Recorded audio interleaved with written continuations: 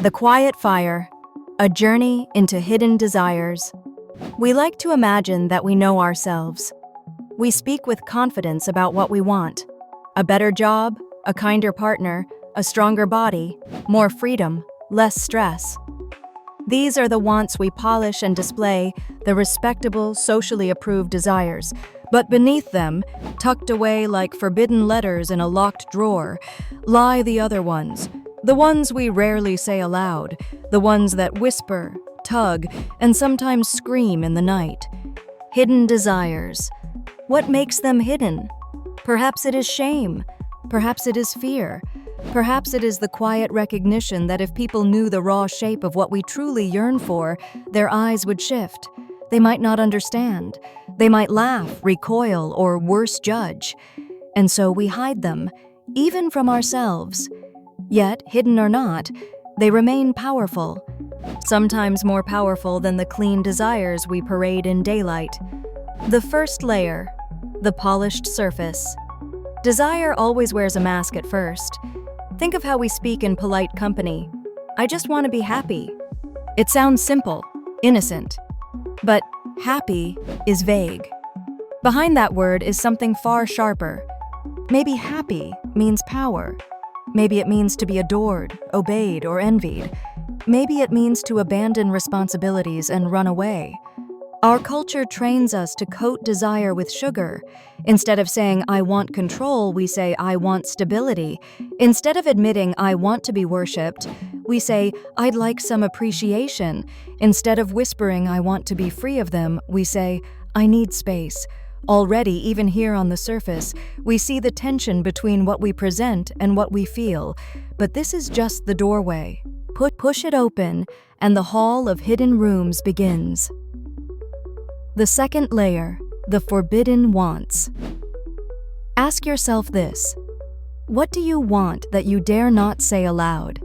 For some, it is the desire to walk away from everything familiar: family, career, obligations, and never look back. For others, it is to be touched, consumed, or even destroyed by something dangerous. Some long to dominate, others long to surrender. Some crave chaos because life has been too tidy. Others crave calm because life has been a storm.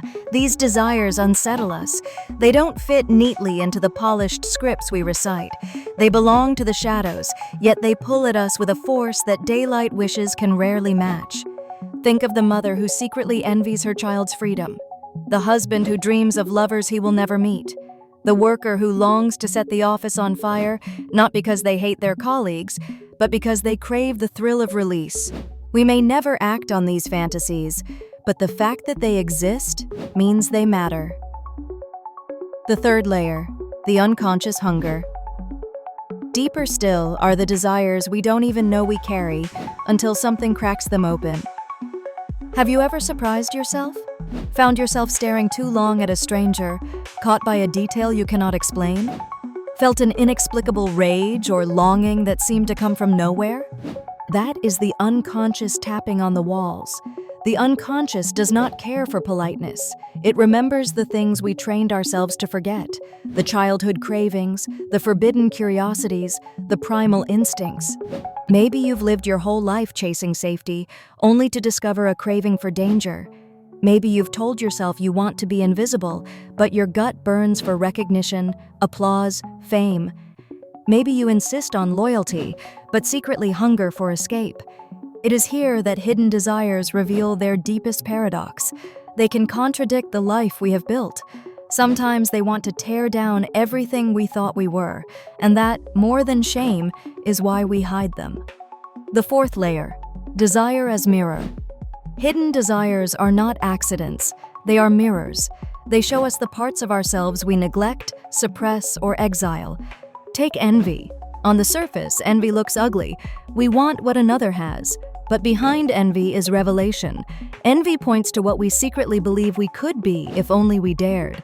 If you envy the bold, maybe your hidden desire is to speak without trembling. If you envy the rich, maybe your hidden desire is not money itself, but the freedom to say no. Take lust. We call it dangerous, wild, But lust often reveals a longing for intensity, for being seen without masks, for dissolving into something larger than ourselves. Take anger. Anger hides a desire for justice, for recognition, for dignity. It is desire in armor. When we follow the thread of hidden desires, we find they are not monsters. They are messages. They ask us, what have you buried in yourself, and why? The fifth layer, when hidden desires leak. The trouble with hidden desires is that they rarely stay hidden forever. They leak, like ink through paper. A man who craves affection but denies it may grow bitter, snapping at those who offer kindness. A woman who longs for freedom but chains herself to duty may start resenting the very people she serves. A worker who desires recognition but hides it may sabotage themselves, never finishing what could earn them praise.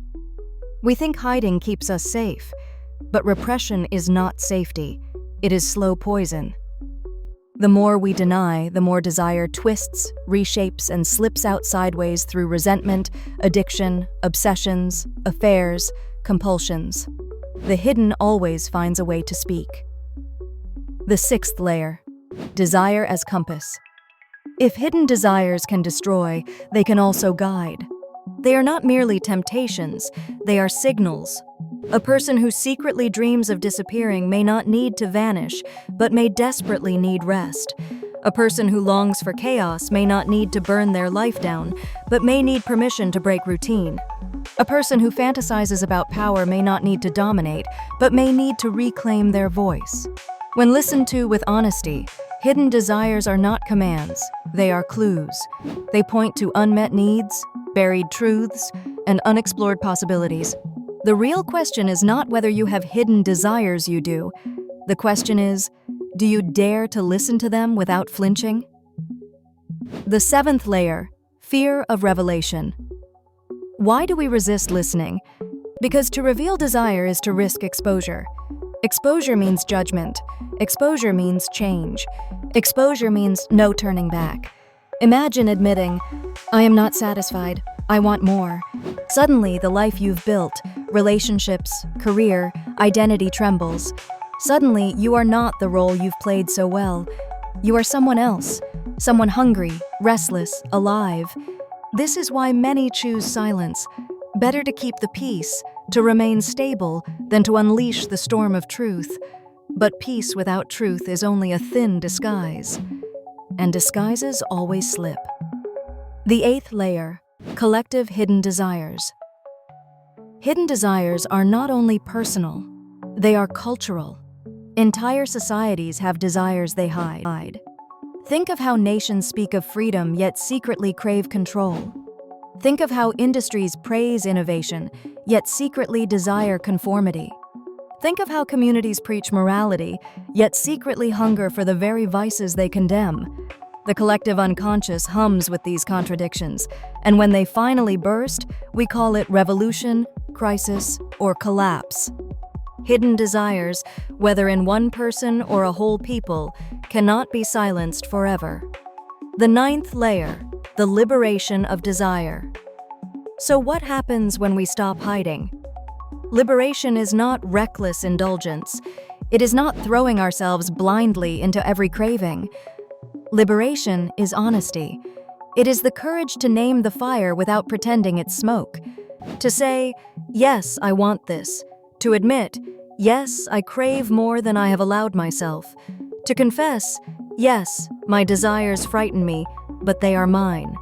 When we name them, hidden desires lose their shadow. They become part of us, not enemies inside us. And once acknowledged, we can choose wisely. Act, redirect, or simply understand. The 10th layer, desire beyond desire. At the deepest point, we find something surprising. Beneath all the layers of specific cravings, wealth, love, freedom, power, lurks one final desire, the desire to feel alive. That is the root. Every secret hunger, every unspoken want, every restless yearning at bottom, they are all variations of this. Let me feel fully here. Let me not waste this one fragile life. And so the question is not, do you have hidden desires? The question is, what form of aliveness are you starving for? Closing. The fire in the drawer. Picture it. A locked drawer in a quiet room. Inside, folded letters never sent. Some written in anger, some in longing, some in trembling joy. That drawer is you. Those letters are your hidden desires. Most people live their whole lives without opening it. They dust the drawer, pretend it's empty, and go on performing their neat roles. But every so often, someone dares to unlock it. To read the letters, even the scandalous ones, to accept them as part of their truth. And when they do, life changes. It does not always become easier, but it becomes real. Because in the end, it is not the hidden desire that destroys us. It is the hiding. Now it's your turn. What's the one desire you've buried the deepest, the one you've never dared to name? Write it down. Whisper it. Share it with someone you trust, or share it with us. Because hidden desires only lose their power when they are brought into the light. Share your moments with us. Yes, even your deepest, darkest secrets. Go ectplum.com.